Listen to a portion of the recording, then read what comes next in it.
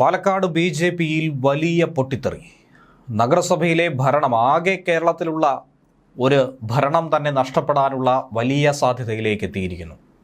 രാജ്യസന്നദ്ധത അറിയിച്ചുകൊണ്ട് ഭീഷണി മുഴക്കി കൗൺസിലർമാർ രംഗത്ത് വരുന്നു.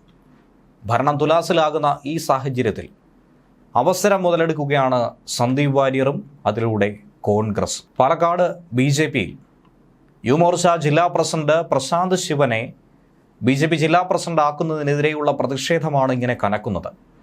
നഗരസഭാ കൗൺസിലർമാർ രാജി പ്രഖ്യാപിച്ച് രംഗത്ത് വന്നു. അങ്ങനെ ബി.ജെ.പിക്ക് ആകെ ഭരണമുള്ള ഏക നഗരസഭയായ പാലക്കാട് തന്നെ തകർന്നു വീഴാൻ നിമിഷങ്ങൾ ബാക്കി.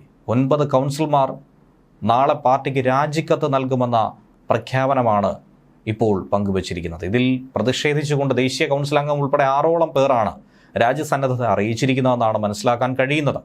ഇതിനെ എങ്ങനെ മയപ്പെടുത്തുമെന്ന കാര്യത്തിൽ വലിയ ആശങ്കയാണ് സംസ്ഥാന നേതാക്കൾ പങ്കുവയ്ക്കുന്നത്. മുനിസിപ്പാലിറ്റി കൗൺസിലർമാരായിട്ടുള്ള ഇവരൊക്കെ തന്നെ രാജിവെക്കുമെന്നും കരുതുന്നു. പ്രത്യേക യോഗം ചേർന്ന ഈ കൗൺസിലർമാർ രാജിയുമായി തന്നെ മുന്നോട്ട് പോകുമെന്ന കാര്യത്തിൽ ഉറച്ചു നിൽക്കുന്നു.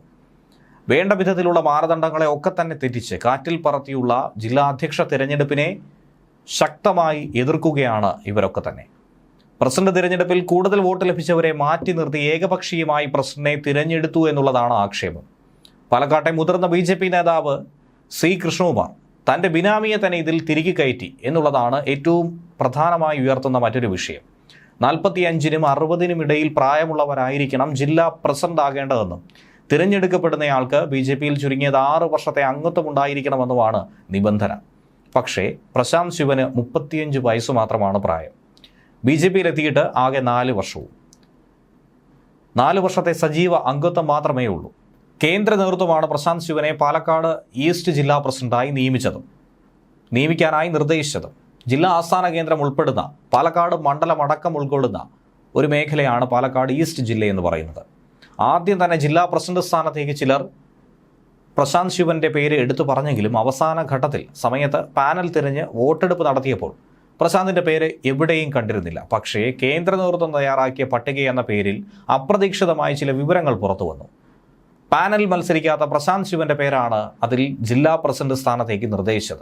ഇതനുസരിച്ചുകൊണ്ട് നാമനിർദ്ദേശം സമർപ്പിക്കുകയും ചെയ്തു.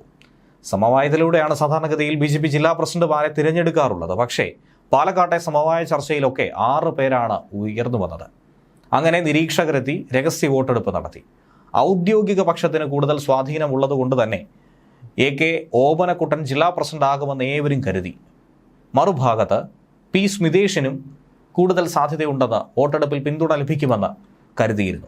അപ്പോഴാണ് അപ്രതീക്ഷിതമായി ഇവരെയൊക്കെ തന്നെ മറികടന്നുകൊണ്ട് പ്രശാന്ത് ശിവൻ കയറി വരുന്നത്. പ്രശാന്ത് ശിവനും ഔദ്യോഗിക പക്ഷത്തിൻ്റെ ഭാഗമായി തന്നെ പ്രവർത്തിക്കുകയാണ്. ജില്ലയിൽ നിന്നുള്ള സംസ്ഥാന ജനറൽ സെക്രട്ടറി സി കൃഷ്ണകുമാറിൻ്റെ ഏറ്റവും അടുത്ത പിന്തുണയുണ്ട്. കൃഷ്ണകുമാറിന് പാവയായി തന്നെ ജില്ലയിൽ പ്രവർത്തിക്കുമെന്നുള്ളതാണ് ഏറ്റവും പ്രധാനമായ ആക്ഷേപവും. ഇപ്പോഴുള്ള തീരുമാനത്തിൽ ഉറച്ചു നിൽക്കുന്നുവെന്നാണ് ബി.ജെ.പി ദേശീയ കൗൺസിൽ അംഗമായിട്ടുള്ള എൻ ശിവരാജൻ പറയുന്നത്. ബി.ജെ.പി പ്രസിഡന്റ് തിരഞ്ഞെടുപ്പുമായി ബന്ധപ്പെട്ടായിരുന്നു യോഗം നടത്തിയതെന്നും നഗരസഭാ ചെയർപേഴ്സൺ പ്രമീള ശശിധരനും പിന്നാലെ വ്യക്തമാക്കുന്നു.